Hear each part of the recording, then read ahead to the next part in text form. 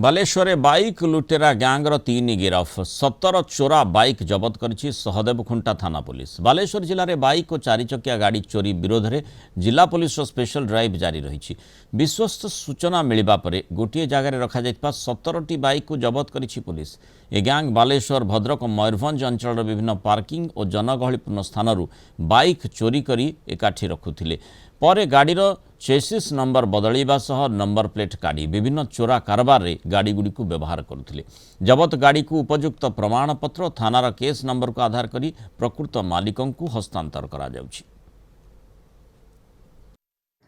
गोटे बढ़िया रिकवरी है 17टा बाइक जेगुड़ा बहुत जगार माने बालेश्वर भद्रक मयूरभंज अलग अलग अंचल चोरी होता। गोटे गैंग बस्ट होती 3 जन को अरेस्ट करा आज आम तांके जिमा जे माने जार जार बाइक अच्छी एफआईआर देला परे सहदेवखुंडार पुलिस भाई माने मो सहित सहयोग करते से दुकान रे सीसीटीवी देखले।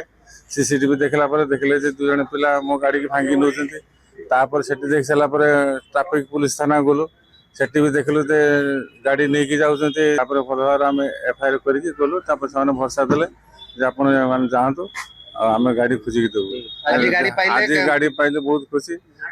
आमर सहदेवखुंडा पुलिस भाई माने आमर एसपी बालेश्वर एसपी को मोर बहुत धन्यवाद।